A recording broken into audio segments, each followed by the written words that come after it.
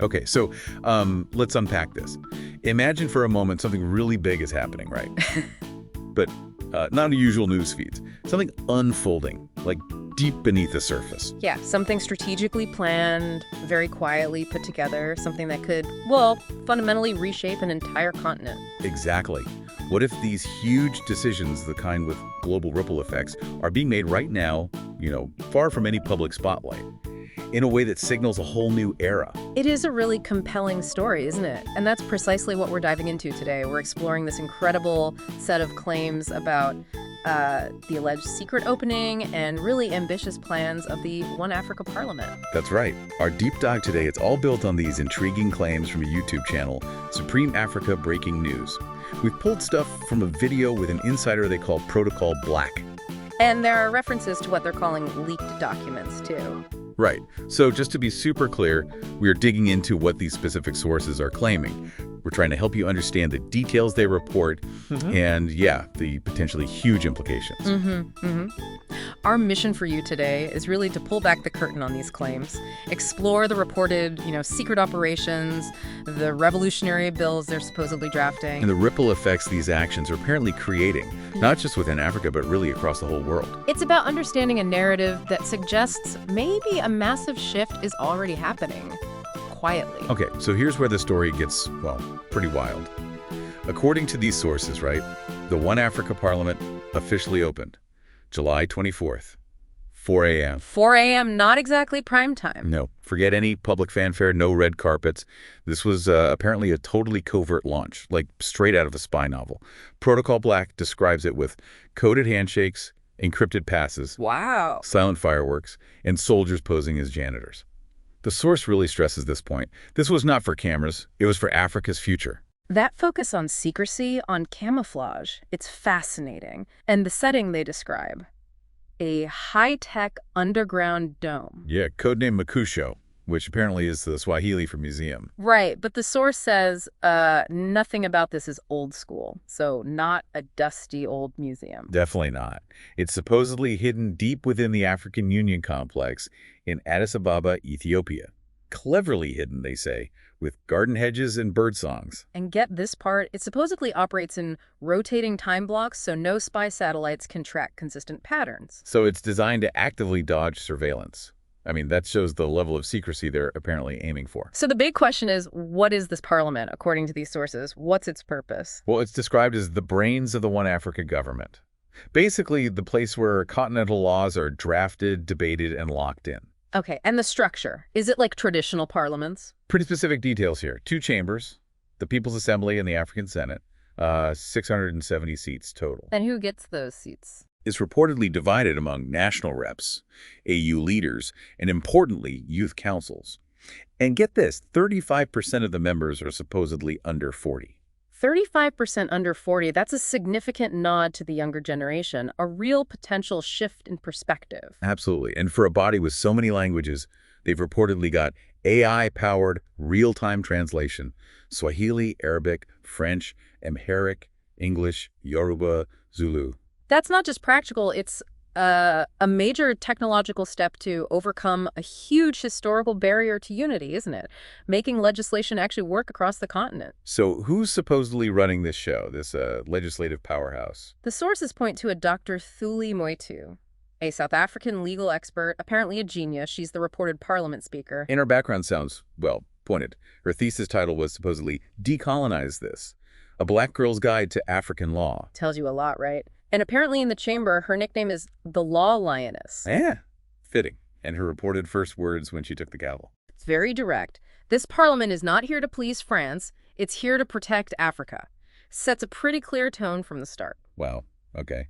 A very sovereign message. And if that wasn't enough, let's talk about these 5 bombshell bills. They're reportedly already drafted, detailed in those leaked documents that Protocol Black supposedly got. All right, let's hear them. What's the first one? The Afro-Gold Banking Enforcement Act. Afro-Gold. Okay, so a currency initiative. Seems like it. The reported mandate is that every single African country's central bank must offer Afro-Gold accounts, and there are AU penalties incoming if they don't comply. Penalties, so mandatory adoption. Yeah, the source quotes, "This means Afro-Gold just became not optional." So if this is true, it's not just, here's a new currency. It sounds like a direct challenge to the existing global financial system, trying to build, real economic independence for the continent, shifting the power. Exactly. And it's not just money. Are they reportedly looking at military power, too? Seems so. The second bill mentioned is the Military Unity Standardization Bill. Okay, what does that entail? The plan, apparently, is to streamline 55 different armies, merge them into one Africa army. Young Army, wow. Yeah, with unified protocols for training, uniforms, emergency alerts. The idea is replacing my rules with our Africa, our firepower. That's a huge consolidation of military strength if it actually happens. Massive. Okay, what's next? Then there's the AfriNet Sovereignty Act. This one reportedly bans foreign companies from controlling Africa's internet infrastructure. Cables, satellites, data hubs. So taking control of the digital backbone. Essentially, yes. The source says AfriNet is being walled off from the matrix, securing digital infrastructure, keeping it African. It fits with global trends on data sovereignty, but with a very clear Pan-African focus. All right, bill number 4. This one sounds like it could really stir things up internationally.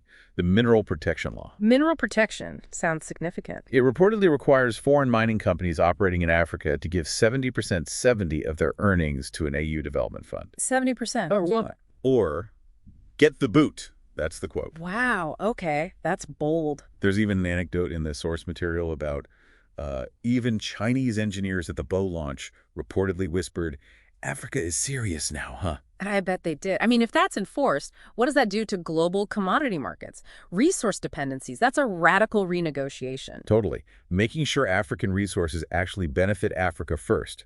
It could rewrite the rules for extractive industries. And you mentioned the focus wasn't just economics and military. Right. The 5th bill zeroes in on the youth. The Youth Leadership Activation Law. Okay. Aligning with the parliament's own composition. Exactly. It reportedly mandates that starting in 2026, 35% of all AU posts must go to citizens under 40. 35% across the board in the AU. Yep. The source notes, kind of cheekily, that old presidents started sweating, young Africans started flossing.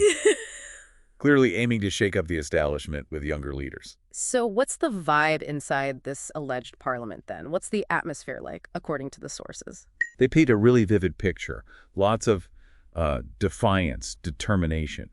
You hear quotes like a general supposedly saying, if you want to extract oil here, you better pay us like Dubai. Strong words. And the Market Women's Union, representing grassroots voices, reportedly stated, we're tired of policies that forget our tomatoes while remembering European cement.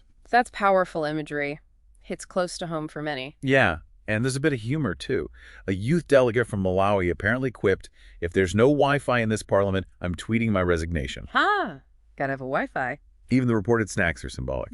Freedom potatoes instead of French fries.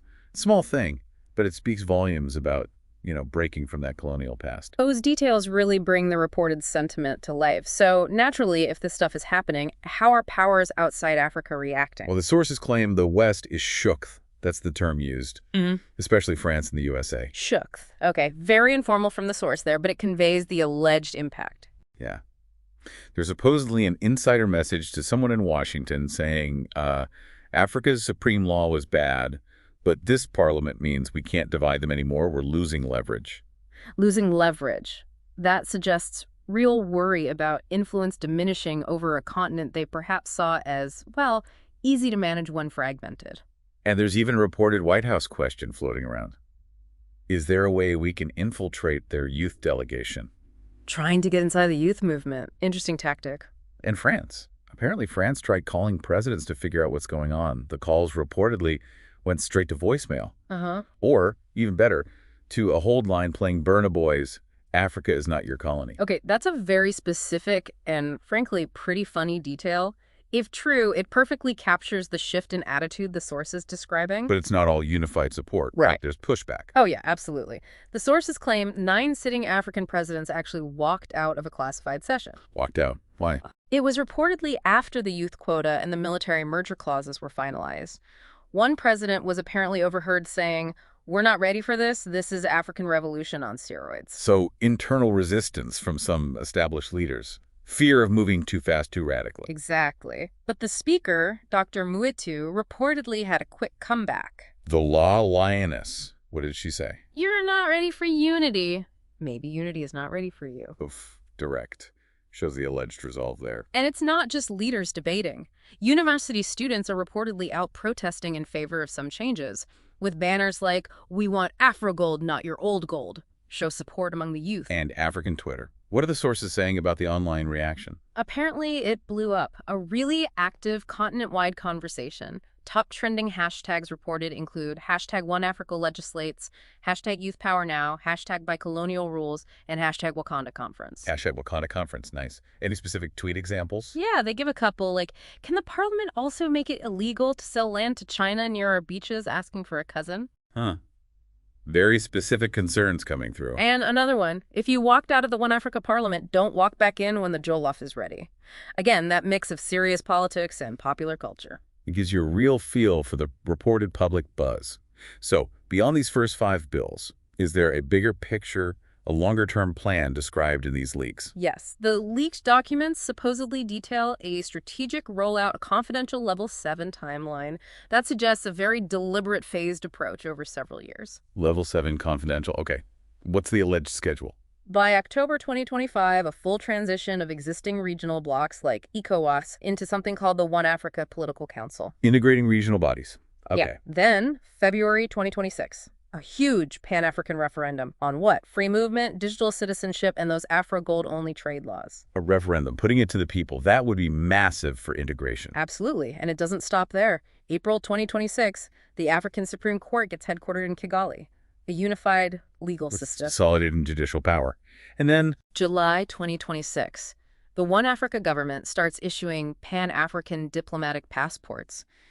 Think about that, a common travel document. wow, a huge step towards a shared identity. And finally, December 2026, the launch of the One Africa presidential term system. The idea is rotating the 4-year executive power across different regions of the continent. Rotating presidency.